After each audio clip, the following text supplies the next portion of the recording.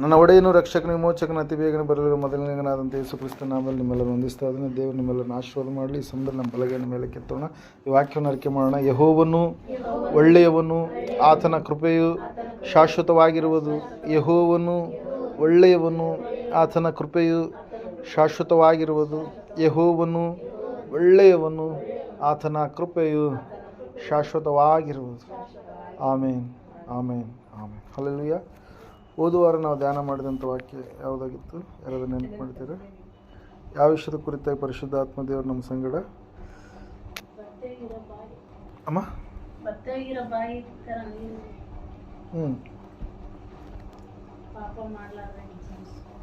Okay. Hallelujah.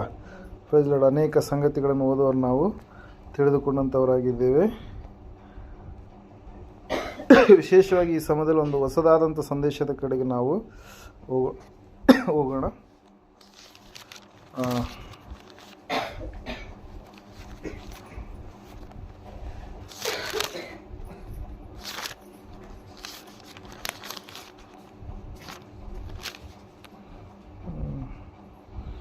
ಮತ್ತಾಯನ ಬರೆದ ಸುವಾರ್ತೆ 14ನೇ ಅಧ್ಯಾಯ 30ನೇ ವಚನವನ್ನು ಮೂಲವಾಕ್ಯವಾಗಿ ಇವತ್ತಿನ ದಿವಸ ನಾವು ಧ್ಯಾನ ಮಾಡೋಣ. ಶ್ರೀ ಮತ್ತಾಯನ ಬರೆದ ಸುವಾರ್ತೆ 14ನೇ ಅಧ್ಯಾಯ 30ನೇ ವಚನ. ಆದರೆ ಗಾಳಿಯನ್ನು ನೋಡಿ ಭಯಪಟ್ಟು ಮುಣುಗುತ್ತಾ, ಸ್ವಾಮಿ ನನ್ನನ್ನು ಕಾಪಾಡು ಎಂದು ಕೂಗಿಕೊಂಡನು ಎಂಬುದಾಗಿ. ಹಲ್ಲೆಲೂಯಾ.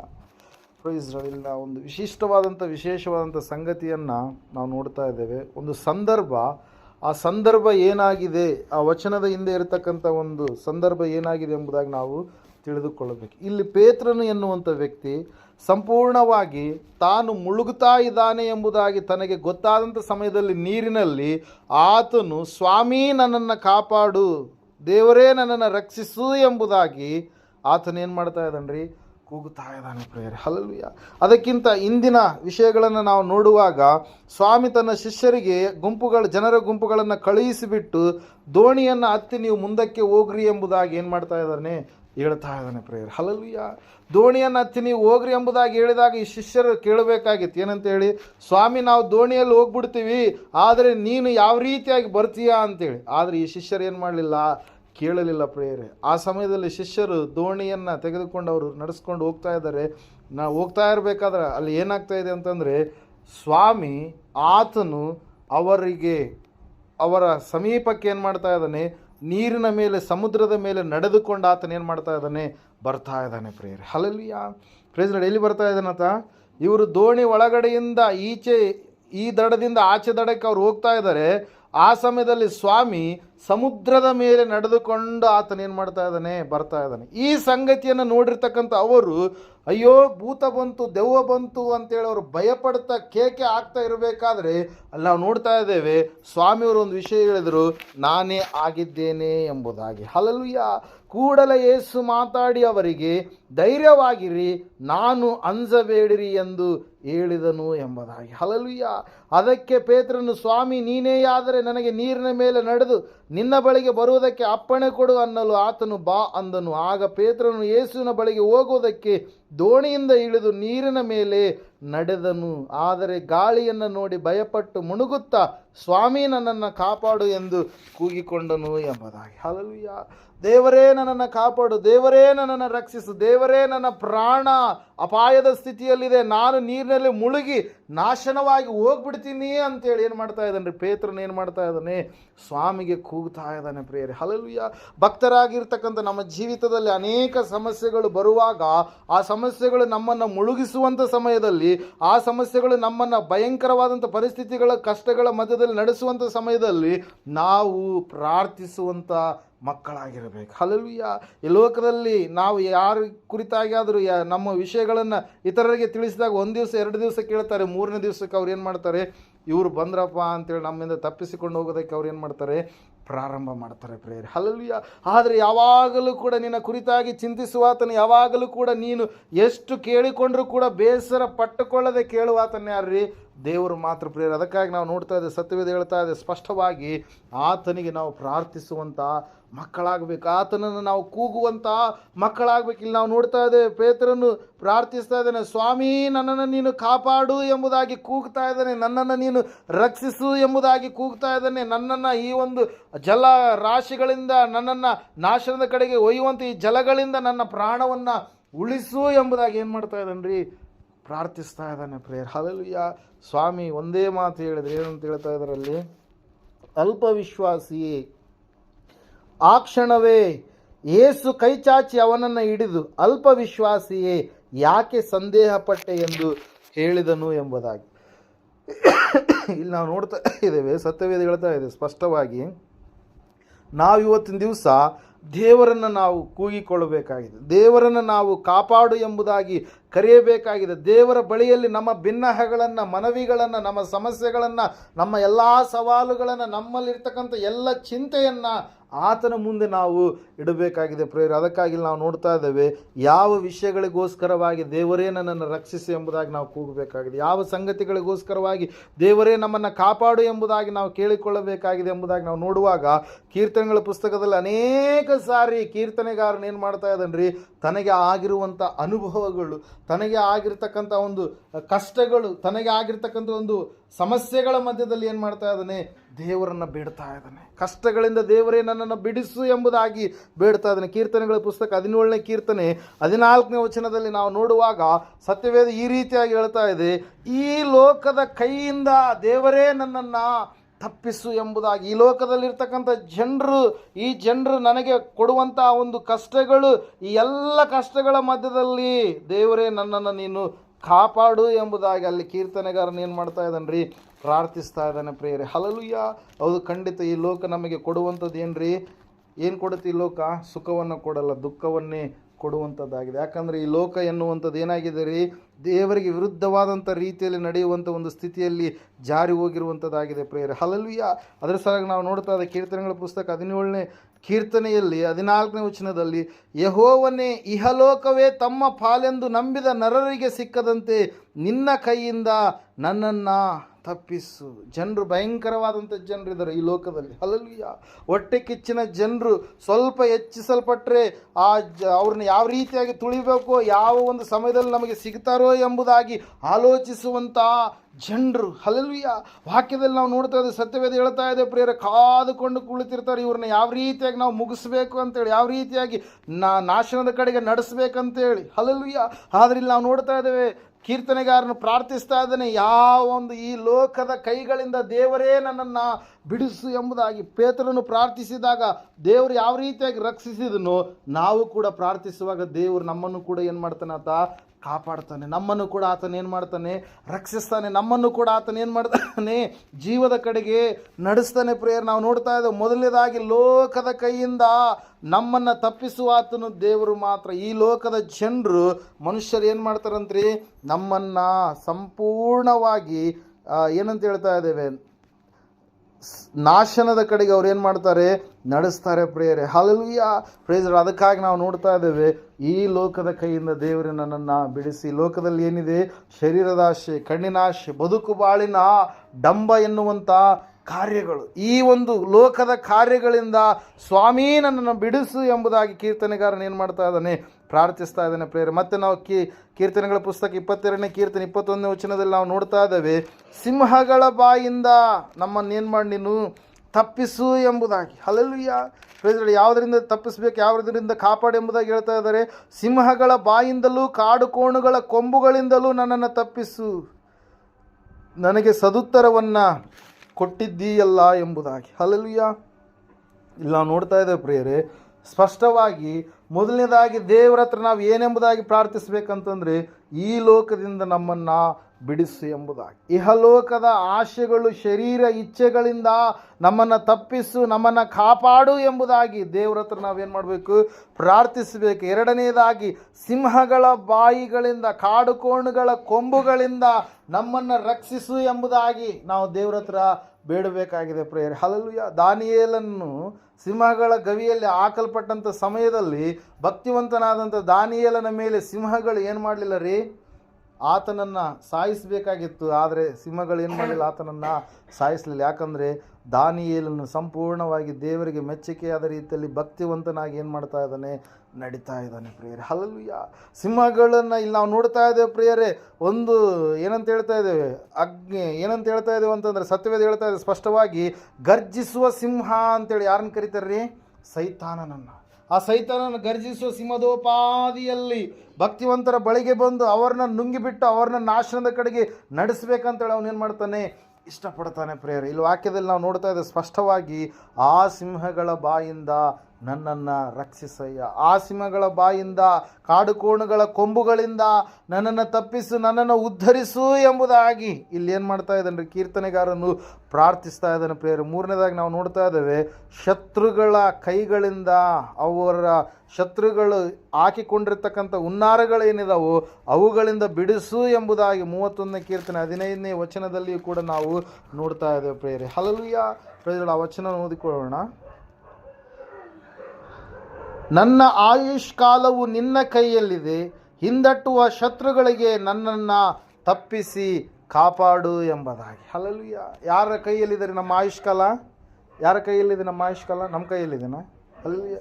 ಇವತ್ತು ಮನುಷ್ಯ ಯಾವ ರೀತಿಯಾಗಿ ಸಾಯ್ತಾನೋ ಗೊತ್ತಿಲ್ಲ, ಎಲ್ಲಿ ಸಾಯ್ತಾನೋ ಗೊತ್ತಿಲ್ಲ, ಯಾವ ಸಂದರ್ಭದಲ್ಲಿ ಸಾಯ್ತಾನೋ ಗೊತ್ತಿಲ್ಲ. ಹಲ್ಲೆಲೂಯಾ. ಯಾವ ಟೈಮಲ್ಲಿ ಏನಾಗುತ್ತೆ ಅಂತೇಳಿ ಮನುಷ್ಯನಿಗೆ ಗೊತ್ತಿಲ್ಲ. ಯಾಕಂದರೆ ಭವಿಷ್ಯತ್ ಎನ್ನುವಂಥದ್ದು ಏನಾಗಲಿಕ್ಕಿದೆಯೋ ಅದು ದೇವರಿಗೆ ಮಾತ್ರ ಗೊತ್ತು ಪ್ರಿಯರೇ. ದೇವರು ತನ್ನ ಮಕ್ಕಳಿಗೆ ಅದನ್ನು ಏನು ಮಾಡ್ತಾನೆ, ತಿಳಿಯಪಡಿಸ್ತಾನೆ. ಅದಕ್ಕಾಗಿ ನಾವು ನೋಡ್ತಾ ಇದ್ದೇವೆ, ದೇವರ ವಾಕ್ಯ ಹೇಳ್ತಾ ಇದೆ ಸ್ಪಷ್ಟವಾಗಿ, ಆಯುಷ್ಕಾಲ, ನನ್ನ ಆಯುಷ್ಕಾಲ ನಿನ್ನ ಕೈಯಲ್ಲಿದೆ ಸ್ವಾಮಿ, ನನ್ನನ್ನು ಹಿಂದಟ್ಟುವ ಶತ್ರುಗಳಿಂದ ನನ್ನ ಏನು ಮಾಡಿ ನೀನು ತಪ್ಪಿಸಿ ಕಾಪಾಡು. ಹಲ್ಲೆಲೂಯಾ. ಬೆನ್ನು ಏನಂತ ಹೇಳ್ತಾ ಇದೆ, ಅಟ್ಯಾಕ್ ಮಾಡುವಂಥ ಏನ್ರಿ ಇವ್ರು ಯಾರ್ಯಾಗಿದ್ದಾರೆ, ಇವರು ಏನಂತ ಹೇಳ್ತಾ ಇದೆ, ಶತ್ರುಗಳಾಗಿದ್ದಾರೆ. ಹಲ್ಲೆಲೂಯಾ. ಈ ಹಿಂದಟ್ಟಿ ಹಿಂದಟ್ಟಿ ಹಿಂದಟ್ಟಿ ನಮ್ಮನ್ನು ಕೊಲ್ಲಬೇಕು, ನಮ್ಮನ್ನು ಸಾಯಿಸಬೇಕು, ನಮ್ಮನ್ನು ಭಕ್ತಿಯ ಜೀವಿತದಿಂದ ಕೆಡಿಸಬೇಕು, ಬೀಳಿಸ್ಬೇಕಂತೇಳಿ ಹುನ್ನಾರವನ್ನು ಮಾಡಿದಂಥವರಾಗಿರ್ತಾರೆ ಪ್ರಿಯರೇ. ಹಲ್ಲೆಲೂಯಾ.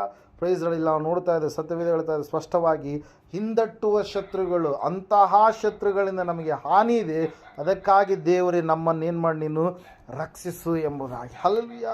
ಪ್ರೈಸ್ ನಾವು ನೋಡ್ತಾ ಇದ್ದೇವೆ ಪ್ರಿಯರೇ, ಮೊದಲನೇದಾಗಿ ಇಹಲೋಕದ ಒಂದು ಕಾರ್ಯಗಳಿಂದ ದೇವರಲ್ಲಿ ನಾವು ಬೇಡಬೇಕು, ದೇವರೇ ನೀವು ನನ್ನನ್ನು ರಕ್ಷಿಸಿ ಎಂಬುದಾಗಿ. ಎರಡನೇದಾಗಿ ನಾವು ಕೇಳಬೇಕಾಗಿದೆ, ಸಿಂಹಗಳ ಗರ್ಜಿಸುವ ಸಿಂಹವಾಗಿರ್ತಕ್ಕಂಥ ಸೈತಾನನ ಕೈಗಳಿಂದ ನಮ್ಮನ್ನು, ಸೈತಾನನಿಂದ ನಮ್ಮನ್ನು ತಪ್ಪಿಸಿ ಕಾಪಾಡೆಂಬುದಾಗಿ. ಮೂರನೇದಾಗಿ ನಾವು ನೋಡ್ತಾ ಇದ್ದೇವೆ, ಹಿಂದಟ್ಟುವ ಶತ್ರುಗಳು. ಹಲ್ಲೆಲೂಯಾ. ಶತ್ರುಗಳು ಏನು ಮಾಡ್ತಾ ಇದ್ದಾರೆ ಇಲ್ಲಿ, ಹಿಂದಟ್ಟಿ ನಾಶನವನ್ನು ಮಾಡಬೇಕಂತೇಳಿ ಏನು ಮಾಡಿದ್ದಾರೆ, ಒಂದು ಪ್ಲ್ಯಾನನ್ನು ಮಾಡಿಕೊಂಡಿದ್ದಾರೆ. ಹಲ್ಲೆಲೂಯಾ. Praise lord. ಆ ಒಂದು ನಾಶನ ಏನಂತ ಹೇಳ್ತಾ ಇದೆ 91ನೇ ಕೀರ್ತನೆಯಲ್ಲಿ ನಾವು ನೋಡುವಾಗ ಸತ್ಯವೇದ ಈ ರೀತಿಯಾಗಿ ಹೇಳುತ್ತೆ,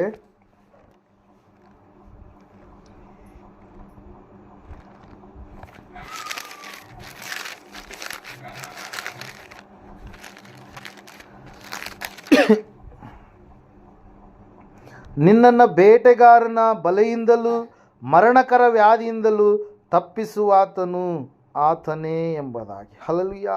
ഇരുಳಲ್ಲಿ ಭಯ ಹುಟ್ಟಿಸುವ ಯಾವುದಕ್ಕೂ, ಹಗಲಲ್ಲಿ ಹಾರಿಬರುವ ಬಾಣಕ್ಕೂ, ಕತ್ತಲಲ್ಲಿ ಸಂಚರಿಸುವ ವಿಪತ್ತಿಗೂ, ಹಾನಿಕರವಾದ ಮಧ್ಯಾಹ್ನದ ಕೇಡಿಗೂ ಅಂಜ ಕಾರಣವಿಲ್ಲ.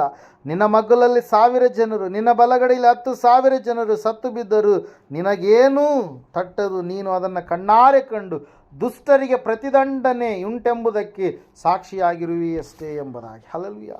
ಸ್ಪಷ್ಟವಾಗಿ ನಾವು ನೋಡ್ತಾ ಇದ್ದೇವೆ, ಶತ್ರು ಯಾವ ಸಮಯದಲ್ಲಿ ಯಾವ ರೀತಿಯಾಗಿ ಬರ್ತಾನೋ ಗೊತ್ತಿಲ್ಲ, ಯಾವ ರೀತಿಯಾಗಿ ಅವನು ಬಲೆಗಳನ್ನು ಹಾಕ್ತಾನೋ ಗೊತ್ತಿಲ್ಲ. ಆದರೆ ನಾವು ದೇವರ ಹತ್ರ ಪ್ರಾರ್ಥಿಸಬೇಕಾಗಿದೆ. ದೇವರ ಹಿಂದಟ್ಟುವ ಶತ್ರುಗಳು, ದೇವರ ನಾಶನದ ಕಡೆಗೆ ನಡೆಸುವಂಥ ಶತ್ರುಗಳು, ಈ ಶತ್ರುಗಳಿಂದ ನೀನು ನಮ್ಮನ್ನು ತಪ್ಪಿಸಿ ರಕ್ಷಿಸಿ ಕಾಪಾಡು. ಹಿಜ್ಕೀಯ ಒಂದು ಸಾರಿ ಪ್ರಾರ್ಥನೆ ಮಾಡ್ತಾ ಇದ್ದಾನೆ, ದೇವರೇ ಅಶೂರ್ಯರ ಸೈನ್ಯ ಅಲ್ಲ ನಾವು ನೋಡ್ತಾ ಇದ್ದೇವೆ, ಏನಂತ ಹೇಳ್ತಾ ಇದೆ ವಾಕ್ಯ, ಆ ಸೈನ್ಯದಿಂದ ನಮ್ಮನ್ನು ತಪ್ಪಿಸು ಎಂಬುದಾಗಿ. ಅರಸನಾಗಿರ್ತಕ್ಕಂಥ ಸನ್ನೇರೀಬನು ಮತ್ತು ರಬ್ಷಾಕೆಯ ಆ ನುಡಿಗಳು, ಅವುಗಳು ನಮ್ಮನ್ನು ಎಷ್ಟೋ ನೋವಿಗೆ ಈಡು ಮಾಡಿದವೆ. ಎಲ್ಲ ಪಟ್ಟಣಗಳನ್ನು, ಎಲ್ಲ ರಾಜ್ಯಗಳನ್ನು ಅವರು ಗೆದ್ದುಕೊಂಡು ಬಂದಿದ್ದಾರೆ. ಈಗ ಯೆರೂಸಲೇಮಿನ ಸಮೀಪದಲ್ಲಿ ಅವರು ಬಂದಿದ್ದಾರೆ. ಈಗ ನಮಗೆ ನಾಶನ ಕಟ್ಟಿಟ್ಟ ಬುತ್ತಿಯಾಗಿದೆ. ಬಂಗಾರ ಕೊಟ್ಟರು, ಬೆಳ್ಳಿ ಕೊಟ್ಟರು, ಏನು ಕೊಟ್ಟರು ಕೂಡ ಆ ಒಂದು ಅಶೂರ್ಯರು ಏನು ಮಾಡ್ತಾ ಇಲ್ಲ, ಹೊರಡ್ತಾ ಇಲ್ಲ. ನಮ್ಮ ಮೇಲೆ ಸಂಪೂರ್ಣವಾಗಿ ನಮ್ಮನ್ನು ನಾಶ ಮಾಡಬೇಕಂತೇಳಿ ಹೊರಗಡೆ ಕಾದು ಕುಳಿತುಕೊಂಡಿದ್ದಾರೆ, ಹಿಂದಟ್ತಾ ಇದ್ದಾರೆ, ನಮ್ಮನ್ನು ಬಿಡೋದಿಲ್ಲ ಎಂಬುದಾಗಿ ಕೆಟ್ಟ ನುಡಿಗಳನ್ನು ಕೇವಲ ನಮಗೆ ಮಾತ್ರ ಅಲ್ಲ, ದೇವರಾಗಿರ್ತಕ್ಕಂಥ ನಿನಗೂ ಕೂಡ ಕೆಟ್ಟ ಕೆಟ್ಟ ಪದಗಳನ್ನು ಬಳಸಿದ್ದಾರೆ ಎಂಬುದಾಗಿ ಅಲ್ಲಿ ನಾವು ನೋಡ್ತಾ ಇದ್ದೇವೆ. ಪ್ರೇರಾದರೆ ವಾಕ್ಯ ಹೇಳ್ತಾ ಇದೆ, ಹಿಜ್ಕೀಯ ರಾಜನು ಆ ಒಂದು ತನ್ನ ಅರಸನ ವಸ್ತ್ರಗಳನ್ನು ತೆಗೆದಿಟ್ಟು ಗೋಣಿ ತಟ್ಟನ್ನು ಕಟ್ಟಿಕೊಂಡು ದೇವಾಲಯಕ್ಕೆ ಹೋಗಿ ದೇವರ ಮುಂದೆ ಆ ಸಮಸ್ಯೆ ಪತ್ರವನ್ನು ಇಟ್ಟು ಪ್ರಾರ್ಥಿಸಿದಾಗ ಯೆಶಾಯನ ಮೂಲಕವಾಗಿ ಒಂದು ದೈವೋಕ್ತಿ ಬಂತು. ಏನಂತೇಳಿ ಅಂತಂದರೆ, ಯುದ್ಧ ದೇವರೇ ಮಾಡಲಿಕ್ಕಿದ್ದಾನೆ ಎಂಬುದಾಗಿ. ಹಲ್ಲೆಲೂಯಾ. ಹೊರಗಡೆ 1,85,000 ಜನರು ಸೈನಿಕರ ಜೊತೆಗೆ ಅರಸನಿದ್ದಾನೆ, ಸನ್ಹೇರೀಬ ಅರಸನಿದ್ದಾನೆ. ಆದರೆ ಅಲ್ಲಿ ನಾವು ನೋಡ್ತಾ ಇದ್ದೇವೆ ಪ್ರಿಯರೇ, ಅವತ್ತು ಬೆಳಗ್ಗೆ ಅವರು ದಾಳಿ ಮಾಡಿ ಇಡೀ ಒಂದು ಪಟ್ಟಣವನ್ನು ನಾಶ ಮಾಡಬೇಕಂತೇಳಿ ಅಂದುಕೊಂಡಿರುವಾಗ ದೇವರ ಹತ್ರ ಪ್ರಾರ್ಥನೆ ಮಾಡಿದ ಹಿಜ್ಕೀಯ, ದೇವರ ಹತ್ರ ಪ್ರಾರ್ಥನೆ ಮಾಡಿದ ದಾನಿಯೇಲ, ದೇವರ ಹತ್ರ ಪ್ರಾರ್ಥನೆ ಮಾಡಿದಂಥ ಪೇತ್ರನು, ಇವರ ಪ್ರಾರ್ಥನೆಗಳು ಏನಾಗಲಿಲ್ಲ, ನಿರಾಕರಣೆ ಆಗಲಿಲ್ಲ. ಹಿಜ್ಕೀಯನು ಮಾಡಿದಂಥ ಪ್ರಾರ್ಥನೆಗೆ ನಾವು ನೋಡ್ತಾ ಇದ್ದೇವೆ, ದೇವರೊಬ್ಬ ದೂತರನ್ನು ಕಳಿಸ್ತಾ ಇದ್ದಾನೆ. ಎಲ್ಲಿಂದ ರೀ? ಪರಲೋಕದಿಂದ ಬಂದಿರತಕ್ಕಂಥ ದೇವದೂತ 1,85,000 ಅರಾಮ್ಯರ ಸೈನಿಕರನ್ನು, ಅಶೂರ್ಯರ ಸೈನಿಕರೆಲ್ಲರನ್ನ ಏನು ಮಾಡಿದರಿ, ಒಂದು ಕೂಡ ಪೆಟ್ಟು ಬೀಳಲಾರದ ಹಾಗೆ ಅವರ ಒಂದು ಶ್ವಾಸವನ್ನು ತೆಗೆದ. ಪ್ರಿಯರೇ, ಹಲ್ಲೆಲೂಯಾ.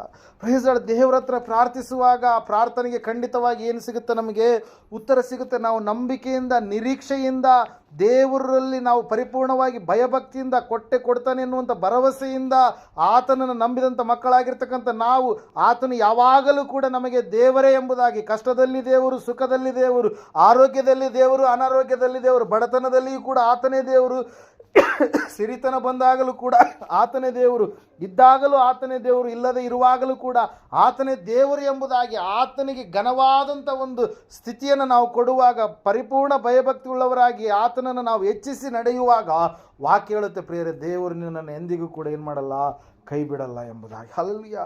ನಾವೇನು ಮಾಡ್ತೀವಿ?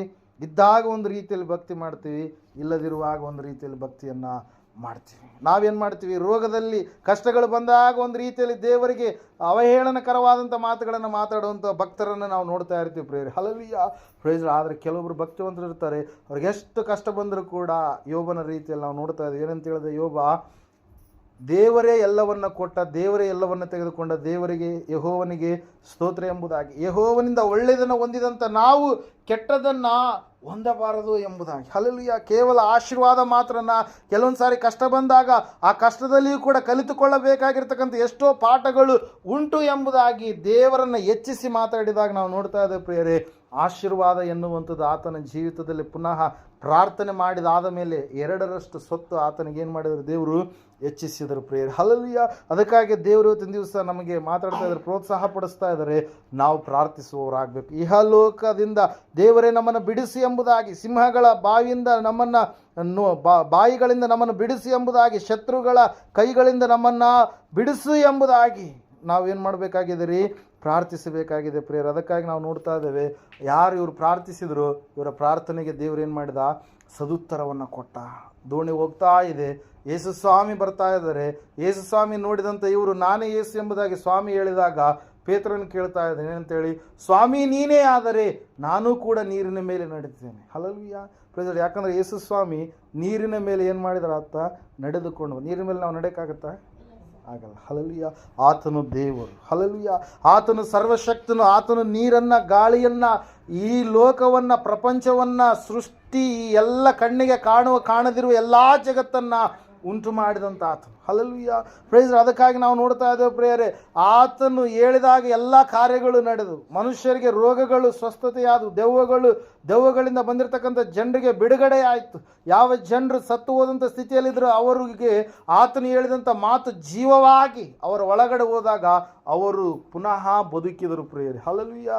ಅದಕ್ಕಾಗಿ ನಾವು ನೋಡ್ತಾ ಇದ್ದೇವೆ, ಆತನು ಹೇಳಿದಾಗ ಕೋಳಿ ಕೂಗಿತು, ಆತನು ಹೇಳಿದಾಗ ಪೇತ್ರನು ಸುಳ್ಳು ಹೇಳಲಾರದಂಥ ಪೇತ್ರನು ಸುಳ್ಳು ಹೇಳಬೇಕಾಯ್ತು. ಯಾಕಂದರೆ ನಾವು ನೋಡ್ತಾ ಇದ್ದೇವೆ, ಆತನು ಬಾಯಿಂದ ಹೊರಟಂಥ ಮಾತು ಒಂದು ಕೂಡ ಏನಾಗಲ್ಲ, ನಿಷ್ಫಲ ಆಗೋದಿಲ್ಲ. ಆತನು ಯಾವುದ್ರ ಮೇಲೆ ನಡೀತಾ ಇದ್ದಾನೆ? ಭೂಮಿ ಮೇಲೆಲ್ಲ. ಯಾವುದ್ರ ಮೇಲೆ ರೀ?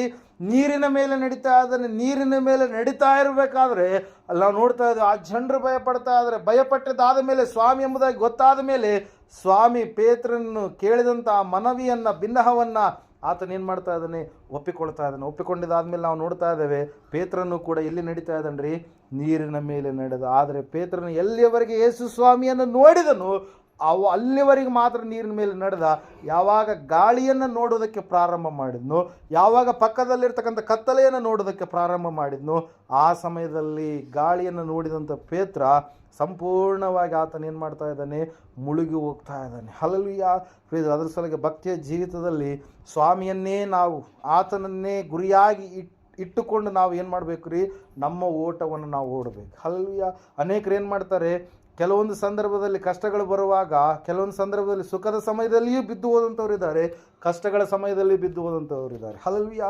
ಐಶ್ವರ್ಯ ಬಂದಂಥ ಸಮಯದಲ್ಲಿ ಕೆಲವು ಜನರು ಏನು ಮಾಡಿಬಿಡ್ತಾರೆ ರೀ, ಮೊದಲು ಕಷ್ಟದಲ್ಲಿರುವಾಗ ಮಾಡುವಂಥ ಪ್ರಾರ್ಥನೆಗಿಂತ ಐಶ್ವರ್ಯ ಬಂದಂಥ ಸಮಯದಲ್ಲಿ ಮಾಡುವಂಥ ಪ್ರಾರ್ಥನೆ ಕಡಿಮೆ ಆಗಿಬಿಡುತ್ತೆ. ಹಲ್ಲೆಲೂಯಾ. ಸುಖ ಹೆಚ್ಚಾದ ಮೇಲೆ ಏನು ಮಾಡ್ತಾನೆ ಮನುಷ್ಯ, ಇರಲಿ ಬಿಡು. ಕಷ್ಟ ಇದ್ದಾಗ ಏನು ಮಾಡ್ತಾನೆ, ಯಾವಾಗಲೂ ದೇವರಪ್ಪ, ದೇವರಿಂದನೇ ನನಗೆ ಎಲ್ಲ, ದೇವರೇ ನನಗೆ ಕೊಡಲಾರ್ದಿದ್ರೆ ಯಾವುದಿಲ್ಲ ಅಂತೇಳಿ ದೇವರ ಬಳಿಗೆ ಬರುವಂಥ ವ್ಯಕ್ತಿ ಕಷ್ಟಗಳಲ್ಲಿರುವಾಗ ಮಾಡಿದಂಥ ಪ್ರಾರ್ಥನೆಗಿಂತ ಇರುವಂಥ ಸಮಯದಲ್ಲಿ ಮಾಡಿದಂಥ ಪ್ರಾರ್ಥನೆ ಏನಾಗಿರುತ್ತೆ, ಸಂಪೂರ್ಣವಾಗಿ ಕಡಿಮೆ ಆಗಿರುತ್ತೆ. ಹಲ್ಲೆಲೂಯಾ. ಇಳಿಮುಖವಾಗಿರುತ್ತೆ. ಹಲ್ಲೆಲೂಯಾ. ಏರಿಕೆ ಕ್ರಮದಲ್ಲಿ ಅದು ಇರೋದಿಲ್ಲ. ಎಲ್ಲ ಸಮಯದಲ್ಲಿಯೂ ಒಂದೇ ರೀತಿಯಲ್ಲಿ ಇರಬೇಕಂತೇಳಿ ದೇವರು ನಮಗೇನು ಮಾಡ್ತಾ ಇದ್ದಾರೆ, ಪ್ರೋತ್ಸಾಹ ಪಡಿಸ್ತಾ ಇದ್ದಾರೆ ಪ್ರೇಯರ್. ಅದಕ್ಕಾಗಿ ನಾವು ನೋಡ್ತಾ ಇದ್ದೇವೆ, ಭಕ್ತಿಹೀನರ ಕೈಗಳಿಂದ 71ನೇ ಕೀರ್ತನೆ 4ನೇ ವಚನದಲ್ಲಿ, ಭಕ್ತಿಹೀನರ ಕೈಗಳಿಂದಲೂ ಕೂಡ ನಮ್ಮನ್ನು ನೀನು ರಕ್ಷಿಸು, ಪ್ರಾಣ ಅಪಾಯವಾಗುವಷ್ಟು ಜಲ ನಮ್ಮ ಮೇಲೆ ಏರಿ ಬರಲಿಕ್ಕಿದೆ. 69ನೇ ಕೀರ್ತನೆ 1ನೇ ವಚನದಲ್ಲಿ ನಾವು ನೋಡ್ತಾ ಇದ್ದೇವೆ, ಆ ಒಂದು ಪ್ರಾಣ ಅಪಾಯವಾಗುವಷ್ಟು ಜಲದಿಂದ ನಮ್ಮನ್ನು ನೀನು ರಕ್ಷಿಸು. ದೇವರೇ, ಬಲಾತ್ಕಾರ ಮಾಡುವಂಥ ಜನಗಳ ಮಧ್ಯದಿಂದ ನೀನು ನಮ್ಮನ್ನು ರಕ್ಷಿಸು ಎಂಬುದಾಗಿ. ನಾವು ಈ ದಿನನಿತ್ಯ ನಮ್ಮ ಜೀವಿತದಲ್ಲಿ ಆಗು ಹೋಗುವಂಥ ಈ ಘಟನೆಗಳು, ಹಲ್ಲೆಲೂಯಾ. ಅದಕ್ಕಾಗಿ ನಾವು ನೋಡ್ತಾ ಇದ್ದೇವೆ ಪ್ರಿಯರೇ, ನಮಗೆ ಪರಿಹಾರ ಇರುವಂಥದ್ದು ದೇವರಲ್ಲಿ. ನಾವು ಸಂಪೂರ್ಣವಾಗಿ ನಂಬೋಣ, ಆತನು ನಮ್ಮನ್ನು ರಕ್ಷಿಸ್ತಾನೆ ಎಂಬುದಾಗಿ. ಪೇತ್ರನನ್ನು ಕೈ ಹಿಡಿದು ಯಾವ ರೀತಿಯಾಗಿ ಮೇಲಕ್ಕೆ ಎಬ್ಬಿಸಿದನು, ಆಮೇಲೆ ಪೇತ್ರನಿಗೆ ಗದರಿಸ್ತಾ ಇದ್ದಾನೆ, ಯಾಕೆ ಸಂದೇಹಪಟ್ಟಿ, ಯಾಕೆ ನೀನು ಸಂದೇಹಪಟ್ಟಿ, ಯಾಕೆ ನೀನು ನನ್ನನ್ನು ಅನುಮಾನಿಸಿದಿ ಎಂಬುದಾಗಿ ಗದರಿಸಿ, ಅಲ್ಪ ವಿಶ್ವಾಸಿಯೇ ಎಂಬುದಾಗಿ ಹೇಳ್ತಾರೆ. ನಿನ್ನ ವಿಶ್ವಾಸವನ್ನು ನೀನೇನು ಮಾಡಿಕೊಂಡು, ಕಡಿಮೆ ಮಾಡಿಕೊಂಡು. ವಿಶ್ವಾಸ ಯಾವಾಗಲೂ ಕೂಡ ಹೆಚ್ಚಾಗ್ತಾ ಹೋಗಬೇಕು ಹೊರತಾಗಿ ಕಡಿಮೆ ಎಂಬುವಂಥದ್ದು ಆಗಬಾರ್ದು. ಹಲ್ಲೆಲೂಯಾ. ಅಲ್ಲಿ ನಾವು ನೋಡ್ತಾ ಇದ್ದೇವೆ, ಹಿಜ್ಕೀಯನು ಮಾಡಿದಂಥ ಪ್ರಾರ್ಥನೆಗೆ ದೇವರು 1,85,000 ಜನರನ್ನು ಏನು ಮಾಡಿದರೆ, ತನ್ನ ದೂತರನ್ನು ಕಳುಹಿಸೋದ್ರ ಮೂಲಕವಾಗಿ ಸಾಯಿಸಿದ ಪ್ರೇರೆ. ತನ್ನ ಮಕ್ಕಳನ್ನು ದೇವರು ಏನು ಮಾಡಿದ, ಕಾಪಾಡಿದ. ನಾವು ನೋಡಿದಂಥವರಾಗಿದ್ದೇವೆ. ದಾನಿಯೇಲನನ್ನು, ಭಕ್ತಿವಂತನಾದಂಥ ದಾನಿಯೇಲನನ್ನು ಸಿಂಹಗಳ ಬಾಯಿಗಳನ್ನು ಕಟ್ಟುವುದರ ಮೂಲಕವಾಗಿ ಏನು ಮಾಡಿದ ದೇವರು, ದಾನಿಯೇಲನನ್ನು ರಕ್ಷಿಸಿದ. ಅದೇ ರೀತಿಯಾಗಿ ಗರ್ಜಿಸುವ ಸಿಂಹದೋಪಾದಿಯಲ್ಲಿ ಸೈತಾನ್ ನಿಮ್ಮ ಬಳಿಗೆ ಬರುವಾಗಲೂ ಕೂಡ ದೇವರ ಪಕ್ಷವಾಗಿ, ದೇವರ ಸಮೀಪದಲ್ಲಿ ಭಕ್ತಿವಂತರಾಗಿ ನೀವು ಜೀವಿಸುವಾಗ ಆ ಸೈತಾನನ ಬಾಯಿಯನ್ನು ಕಟ್ಟೋದಕ್ಕೆ ದೇವರ ಶಕ್ತಿಯನ್ನು ಯಾರಿಗೆ ಕೊಡ್ತಾನೆ, ನಮಗೆ ಕೊಡ್ತಾನೆ ಪ್ರಿಯರೇ. ಅದರ ಸಲುವಾಗಿ ಯಾಕೋಬನ ಪತ್ರಿಕೆಯಲ್ಲಿ ಒಂದು ಕಡೆಗೆ ನಾವು ನೋಡ್ತಿದ್ದೀವಿ, ಏನಂತೇಳಿ ಅಂತಂದರೆ, ಸೈತಾನನನ್ನು ಗದರಿಸಿರಿ, ಅವನು ನಿಮ್ಮನ್ನು ಬಿಟ್ಟು ಏನು ಮಾಡ್ತಾನೆ, ಓಡಿ ಹೋಗ್ತಾನೆ, ಅವನು ನಿಮ್ಮ ಸಮೀಪಕ್ಕೆ ಬರೋದಕ್ಕೆ ಸಾಧ್ಯ ಇಲ್ಲ ಎಂಬುದಾಗಿ. ಅದಕ್ಕಾಗಿ ಪ್ರಿಯರೇ, ನಾವು ಸಂಪೂರ್ಣವಾಗಿ ದೇವರ ಮೇಲೆ ಆತುಕೊಂಡವರಾಗಿ ದೇವರ ಹತ್ರ ನಾವು ರಕ್ಷಿಸು, ಕಾಪಾಡು, ನನ್ನನ್ನು ತಪ್ಪಿಸು ಎಂಬುದಾಗಿ ಪ್ರಾರ್ಥಿಸುವಾಗ, ಈ ಸಂಗತಿಗಳನ್ನು ಇಟ್ಟು ನಾವು ಪ್ರಾರ್ಥಿಸುವಾಗ ಖಂಡಿತವಾಗಿ ದೇವರು ನಮ್ಮ ಪ್ರಾರ್ಥನೆಯನ್ನು ಏನು ಮಾಡ್ತಾನೆ ರೀ, ಕೇಳ್ತಾನೆ, ಸದುತ್ತರವನ್ನು ದಯಪಾಲಿಸ್ತಾನೆ. ಈ ಸಮಯದಲ್ಲಿ ನಾವು ಪ್ರಾರ್ಥನೆ ಮಾಡಿಕೊಳ್ಳೋಣ. ಎಲ್ಲರೂ ನಿಂತ್ಕೊಳ್ಳೋಣ, ಪ್ರಾರ್ಥನೆ ಮಾಡೋಣ. ಯಾವೊಂದು ಸಂದಿಗ್ಧತೆಯಲ್ಲಿ ಈ ಸಮಯದಲ್ಲಿ ನೀವು ಜೀವಿಸ್ತಾ ಇದ್ದೀವಿ, ಯಾವೊಂದು ಸಮಸ್ಯೆ ನಿಮ್ಮನ್ನು ಆಳ್ವಿಕೆ ಮಾಡ್ತಾ ಇದೆ, ಒಂದು ಸಾರಿ ಆದರೂ ದೇವರ ಮುಂದೆ ಅದನ್ನು ಹೇಳಿ, ದೇವರೇ ನನ್ನನ್ನು ಈ ಒಂದು ಸಮಸ್ಯೆಯಿಂದ ಪಾರು ಮಾಡಿ ಎಂಬುದಾಗಿ ಪ್ರಾರ್ಥಿಸಿದ್ದೀರಾ? ದೇವರೇ, ನನ್ನನ್ನು ಕಾಡಿಸುವಂಥ ಈ ರೋಗ ನನ್ನನ್ನು ಬಿಟ್ಟು ಹೋಗಲಿ ಎಂಬುದಾಗಿ ಪ್ರಾರ್ಥಿಸಿದ್ದೀರಾ? ದೇವರೇ, ನಾನು ಎಷ್ಟು ಭಕ್ತಿಯನ್ನು ಮಾಡಬೇಕಂತಂದರೆ ಈ ಲೋಕದ ಮಾಲಿನ್ಯ ಅನೇಕ ಸಂದರ್ಭಗಳಲ್ಲಿ ನನ್ನನ್ನು ಅಂಟಿಕೊಳ್ಳುವುದುಂಟು ಎಂಬುದಾಗಿ ಆ ಸಂಗತಿಯನ್ನು ವಿಷಯವನ್ನು ಹೇಳಿ ದೇವರ ಮುಂದೆ ಪ್ರಾರ್ಥಿಸಿದ್ದೀರಾ? ಒಂದು ವೇಳೆ ನಿನ್ನ ಯಜಮಾನನ ಮೂಲಕವಾಗಿ, ನಿನ್ನ ಮಕ್ಕಳ ಮೂಲಕವಾಗಿ, ನಿನ್ನ ಅತ್ತೆಯವರ ಮೂಲಕವಾಗಿ, ಮಾವಂದಿರ ಮೂಲಕವಾಗಿ, ನಿನ್ನ ಅಜ್ಜಂದಿರ ಮೂಲಕವಾಗಿ, ಯಾರ ಮೂಲಕವಾಗಿ ನಿನ್ನ ಭಕ್ತಿಗೆ ಅಡ್ಡಿ ಆಗ್ತಾ ಇದೆ, ಒಂದು ಸಾರಿ ಆ ವಿಷಯಗಳನ್ನು ದೇವರ ಮುಂದೆ ಇಟ್ಟು ನೀವು ಪ್ರಾರ್ಥಿಸಿದ್ದೀರಾ? ಸಹೋದರ ಸಹೋದರಿಯ ಭಕ್ತಿಯ ಜೀವಿತದಲ್ಲಿ ಎಲ್ಲವೂ ಕೂಡ ದೇಹ ಇರೋವರೆಗೂ ಕೂಡ ಶ್ರಮೆಗಳು ಬರ್ತವೆ, ಕಷ್ಟಗಳು ಬರ್ತವೆ. ಆದರೆ ದೇವರನ್ನು ನಂಬಿದಂಥ ಮಗನು ಮಗಳಾದಂಥ ನಿನ್ನ ಜೀವಿತದಲ್ಲಿ ದೇವರು ಒಂದು ವಿಷಯವನ್ನು, ಸಂಗತಿಯನ್ನು ಹೇಳಿದ್ದಾರೆ. ಪ್ರಾರ್ಥಿಸಿದರೆ ನಿನಗೆ ಬಲ ಉಂಟು, ಪ್ರಾರ್ಥಿಸಿದರೆ ನಿನಗೆ ಆರೋಗ್ಯ ಉಂಟು, ಪ್ರಾರ್ಥಿಸಿದರೆ ನಿನಗೆ ಶುದ್ಧತೆ ಉಂಟು, ಪ್ರಾರ್ಥಿಸಿದರೆ ನಿನಗೆ ಬಿಡುಗಡೆ ಉಂಟು, ಪ್ರಾರ್ಥಿಸಿದರೆ ನಿನ್ನ ಆಯುಷ್ಕಾಲ ಹೆಚ್ಚುವುದುಂಟು. ಹಿಜ್ಕೀಯನಿಗೆ 15 ವರ್ಷಗಳ ಆಯುಷ್ಕಾಲವನ್ನು ದೇವರು ಪ್ರಾರ್ಥನೆ ಮೂಲಕವಾಗಿ ಹೆಚ್ಚಿಸಿದರು. ಸಮಯದಲ್ಲಿ ನಾವು ಪ್ರಾರ್ಥನೆ ಮಾಡೋಣ. ಯಾವ ವಿಷಯದಲ್ಲಿ ತಪ್ಪಿ ಹೋದಂಥವರಾಗಿದ್ದೀರಿ? ಯಾವ ವಿಷಯದಲ್ಲಿ ಪ್ರಾರ್ಥಿಸಲಾರದೆ ಜೀವಿಸುವಂಥವರಾಗಿದ್ದೀರಿ? ದೇವರಿಗೆ ಕೊಡುವಂಥ ಸಮಯವನ್ನು ಸಿನಿಮಾಗಳಿಗೆ, ಸೀರಿಯಲ್ಗಳಿಗೆ, ಲೋಕದ ಪಾಠಗಳಿಗೆ, ಲೋಕದ ಆಚಾರ ಸಂಪ್ರದಾಯ ಪದ್ಧತಿಗಳಿಗೆ, ಲೋಕದ ಸಂಗತಿಗಳಿಗೋಸ್ಕರವಾಗಿ ವೆಚ್ಚ ಮಾಡಿದ್ದೀರೇನು? ದೇವರ ಮನಸ್ಸನ್ನು ನೋಯಿಸಿದಿರೇನು? ಈ ಸಮಯದಲ್ಲಿ ನಾವು ಪ್ರಾರ್ಥನೆ ಮಾಡೋಣ. ದೇವರೇ, ನನ್ನನ್ನು ಕ್ಷಮಿಸಪ್ಪ. ಈ ಲೋಕದ ಜಂಜಾಟದಿಂದ ನನ್ನನ್ನು ತಪ್ಪಿಸಿ ಕಾಪಾಡು. ಶತ್ರುಗಳ ಬಾಯಿಂದ ನನ್ನನ್ನು ತಪ್ಪಿಸಿ ಕಾಪಾಡು. ಗರ್ಜಿಸುವ ಸಿಂಹಗಳಿಂದ ನನ್ನನ್ನು ತಪ್ಪಿಸಿ ಕಾಪಾಡು. ಪ್ರಾಣಾಪಾಯವಾಗುವಷ್ಟು ಜಲ ನನ್ನ ಮೇಲೆ ಏರಿ ಬರಲಿಕ್ಕಿದೆ, ಅದರಿಂದ ನನ್ನನ್ನು ತಪ್ಪಿಸಿ ಕಾಪಾಡು. ದೇವರೇ, ನಿನ್ನಿಂದ ಮಾತ್ರ ಈ ಕಾರ್ಯ ಸಾಧ್ಯ ಎಂಬುದಾಗಿ ಸಂಪೂರ್ಣವಾಗಿ ನಮ್ಮ ಜೀವಿತವನ್ನು ದೇವರ ಮುಂದೆ ಒಪ್ಪಿಕೊಳ್ಳೋಣ. ದೇವರ ವಾಕ್ಯ ಹೇಳುತ್ತೆ, ಸತ್ಯವೇದ ಹೇಳುತ್ತೆ, ಬೇಡಿಕೊಳ್ಳಿರಿ ನಿಮಗೆ ದೊರೆಯುವುದು ಎಂಬುದಾಗಿ, ಹುಡುಕಿರಿ ನಿಮಗೆ ಸಿಕ್ಕುವುದು ಎಂಬುದಾಗಿ, ತಟ್ಟಿರಿ ನಿಮಗೆ ತೆರೆಯುವುದು ಎಂಬುದಾಗಿ. ಯಾಕಂದರೆ ಬೇಡಿಕೊಳ್ಳುವ ಪ್ರತಿಯೊಬ್ಬನು ಹೊಂದುವನು, ತಟ್ಟುವವನಿಗೆ ತೆರೆಯಲ್ಪಡುವುದು, ಹುಡುಕುವವನಿಗೆ ಸಿಕ್ಕುವುದು ಎಂಬುದಾಗಿ. ಸಹೋದರ ಸಹೋದರಿ, ಸಮಯದಲ್ಲಿ ಆ ಸಂಗತಿಗಳು ಯಾವುದು ನಮ್ಮ ವಿಷಯಗಳಲ್ಲಿ ಇದೆಯೋ, ಯಾವುದು ನಮ್ಮ ಜೀವಿತದಲ್ಲಿ ಇದೆಯೋ ಆ ಸಂಗತಿಯನ್ನು ನಾವು ದೇವರ ಮುಂದೆ ಇಡೋಣ. ಈ ಸಮಯದಲ್ಲಿ ಪ್ರಾರ್ಥನೆ ಮಾಡೋಣ. ಮಹೋನ್ನತನು ಮಹಾಪರಿಶುದ್ಧನಾದ ಮಹಾದೇವ, ನಿನಗೆ ಸ್ತೋತ್ರಗಳಪ್ಪ. ಕೇಳಿದಂಥ ವಾಕ್ಯ, ಬಿತ್ತಿದಂಥ ಬೀಜ ಸ್ವಾಮಿ 100ರಷ್ಟು ಫಲ ಕೊಡುವಂತೆ ನೀನು ಸಹಾಯ ಮಾಡಿ ನಡೆಸು. ಎಲ್ಲ ನಿನ್ನ ಚಿತ್ತ ನೆರವೇರಿಸಿ ನಡೆಸಪ್ಪ. ನಿನ್ನಿಂದ ಸಕಲ ಕಾರ್ಯಗಳು ಸಾಧ್ಯ ಸ್ವಾಮಿ. ನೀನು ಎಲ್ಲ ಒಳ್ಳೆಯದನ್ನು ಮಾಡುವಂಥ ಮಹಾದೇವರಾಗಿದ್ದೀಯಪ್ಪ. ಹೌದು ಕರ್ತನೇ, ನಾವು ಪ್ರಾರ್ಥಿಸುವ ಮಕ್ಕಳಾಗಬೇಕು. ಯಾವ ಒಂದು ವಿಷಯಗಳಿಗೋಸ್ಕರವಾಗಿ ನಾವು ಪ್ರಾರ್ಥಿಸಬೇಕು, ಭಕ್ತರು ಯಾವ ಒಂದು ಸಂಗತಿಗಳಿಗೋಸ್ಕರವಾಗಿ ತಪ್ಪಿಸಿ ಕಾಪಾಡು, ರಕ್ಷಿಸು ಎಂಬುದಾಗಿ ಪ್ರಾರ್ಥಿಸಿದರು ಎಂಬುದಾಗಿ ಅನೇಕ ಸಂಗತಿಗಳು ನಮಗೆ ತಿಳಿಯಪಡಿಸಿದ್ದೀವಿ. ಸ್ತೋತ್ರ ಸ್ವಾಮಿ. ಹೌದು ರಾಜನೇ, ನೀನು ನಮ್ಮನ್ನು ಕೈ ಬಿಡದ ದೇವರಾಗಿದೆಯಪ್ಪ. ನೀನು ಸೃಷ್ಟಿಕರ್ತನಾದಂಥ ದೇವರಾಗಿದೆಯ ಸ್ವಾಮಿ. ನೀರಿನ ಮೇಲೆ ನಡೆದವರು ಯಾರೂ ಕೂಡ ಇಲ್ಲ ಸ್ವಾಮಿ. ಕರ್ತನೇ, ನೀನು ಅಷ್ಟು ಒಳ್ಳೆ ದೇವರಾಗಿದೆಯಪ್ಪ. ಸೃಷ್ಟಿಕರ್ತ ನೀನೇ ಎಂಬುದಾಗಿ ಈ ಒಂದು ಸಂಗತಿಯ ಮೂಲಕವಾಗಿ ಸ್ವಾಮಿ ಕರ್ತನ ಅನೇಕರು ತಿಳಿದುಕೊಳ್ಳುವಂತೆ ನೀನು ಸಹಾಯ ಮಾಡಿ ನಡೆಸಪ್ಪ. ಹೌದು ಕರ್ತನ, ವಿಶೇಷವಾಗಿ ಸಮಯದಲ್ಲಿ ಪ್ರಾರ್ಥಿಸ್ತಾ ಇದ್ದೇವೆ. ವಿಶೇಷವಾಗಿ ಕುಟುಂಬ ಪ್ರಾರ್ಥನೆಯಲ್ಲಿ ಪಾಲ್ಗೊಂಡಿರ್ತಕ್ಕಂಥ ಸ್ವಾಮಿ, ಈ ಕುಟುಂಬದಲ್ಲಿರ್ತಕ್ಕಂಥ ಎಲ್ಲ ಮಕ್ಕಳನ್ನು ಸ್ವಾಮಿ, ಗ್ರಾಮದಲ್ಲಿರ್ತಕ್ಕಂಥ ಇವರೆಲ್ಲರನ್ನು ಸ್ವಾಮಿ ನಿನ್ನ ಕರಗಳಲ್ಲಿ ಒಪ್ಪಿಸಿಕೊಡ್ತಾ ಇದ್ದೇವಪ್ಪ.